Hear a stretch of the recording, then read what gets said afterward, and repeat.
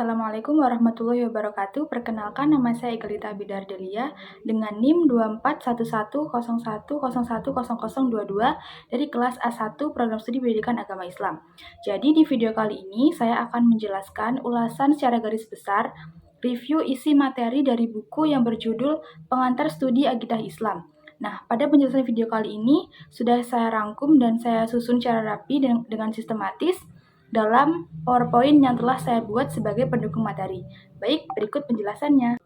Baik, pada pembahasan pertama, kita akan membahas 5 poin, yakni definisi akidah, akidah sahih versus akidah rusak, pentingnya akidah, metode penetapan akidah, serta pengaruh akidah.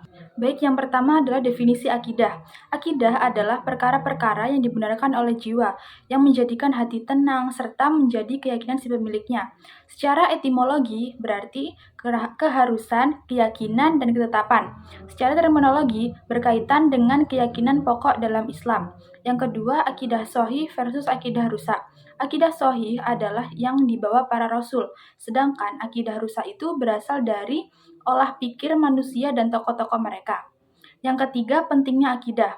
Akidah ini penting, mengapa? Karena sebagai dasar syariat, mendorong pengorbanan, menghindarkan dari kesesatan dan bencana, sumber perselisihan terbesar, serta kebutuhan utama dari manusia. Kemudian metode penetapan akidah. Penetapan akidah ini dilakukan dengan cara yakni berdasarkan Al-Quran dan hadis, yaitu manhaj para nabi dan rasul. Yang kelima, pengaruh akidah. Akidah ini mempengaruhi jiwa, akhlak, dan perilaku sosial yang menumbuhkan ketenangan, keberanian, istiqomah, kesatuan, dan semangat beramal. Baik, pembahasan yang kedua yakni pembahasan tauhid dan asma wa sifat. Pada pembahasan ini terbagi menjadi 3 poin. Yang pertama tauhid, yang kedua aliran, dan yang ketiga madhab salaf.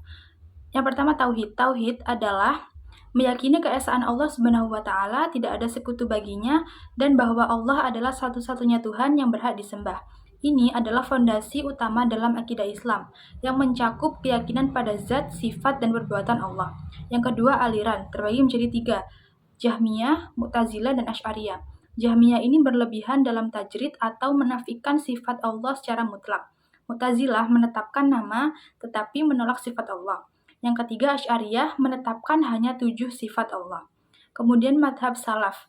Madhab salaf atau manhaj ini adalah jalan atau metode beragama yang mengikuti pemahaman dan praktik dari generasi salaf, seperti generasi salaf ini yakni sahabat, tabi'in, tabi'ut tabi'in dalam berbagai aspek ajaran Islam, baik akidah, syariah maupun yang lainnya. Baik, masuk pada pembahasan yang ketiga yakni ruang lingkup iman. Pada pembahasan ini terbagi lagi menjadi 4 pembahasan, yakni iman mencakup keyakinan, ucapan, dan perbuatan, hubungan iman dan akidah, kufur bisa karena keyakinan, ucapan, atau tindakan, sikap terhadap orang kafir dan pelaku dosa besar diatur dalam syariat. Yang pertama, iman mencakup keyakinan, ucapan, dan perbuatan. Maksudnya, iman itu bukan cuma percaya di hati, tetapi juga diucapkan lewat lisan dan dibuktikan dengan perbuatan nyata. Yang kedua, hubungan iman dan akidah. Nah, akidah ini adalah dasar iman. Akidah adalah fondasi utama dalam iman. Tanpa akidah yang benar, keimanan seseorang itu bisa goyah atau bahkan salah arah. Kemudian yang ketiga, kufur bisa karena keyakinan, ucapan, atau tindakan. Nah, seseorang itu bisa dianggap kufur jika mempunyai keyakinan yang menyimpang, berkata yang menghina agama, atau melakukan tindakan yang bertentangan dengan ajaran Islam. Kemudian sikap terhadap orang kafir dan pelaku dosa besar diatur dalam syariat. Nah, agama Islam ini itu mengatur adab dan batasan dalam berinteraksi dengan orang kafir dan pelaku dosa besar, seperti tetap berlaku adil dan tidak semena-mena, sambil tetap menjaga prinsip agama Islam. Baik, yang selanjutnya masuk pada pembahasan rukun iman secara umum. Seperti yang kita ketahui, rukun iman itu ada 6. Yang pertama, iman kepada Allah, iman kepada Rasul, yang ketiga, iman kepada kitab, yang keempat, iman kepada malaikat, yang kelima, iman kepada hari kiamat, dan yang keenam, iman kepada qada dan qadar. Yang pertama, iman kepada Allah.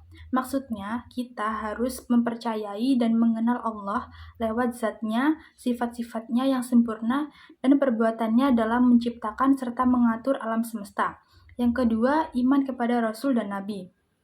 Kita harus meyakini semua nabi itu adalah utusan Allah dan Nabi Muhammad SAW itu adalah nabi terakhir yang menyempurnakan risalah sebelumnya.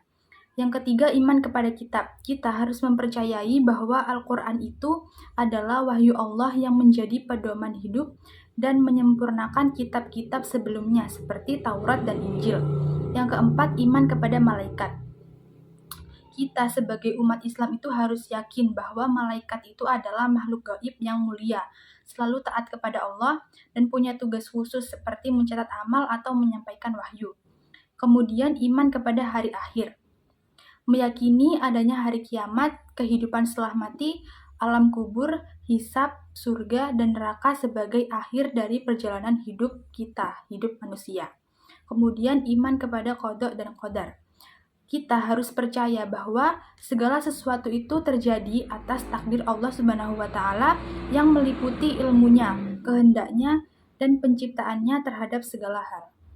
Baik, masuk pada pembahasan yang terakhir, yakni ulasan kelebihan atau kekurangan dari buku yang telah saya bahas, yakni buku pengantar studi akidah Islam.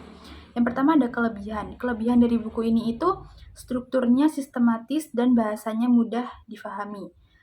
Buku ini itu disusun, runtut, dan menggunakan bahasa yang mudah dipahami, jadi cocok untuk pemula-pemula dalam studi akidah yang masih ingin belajar.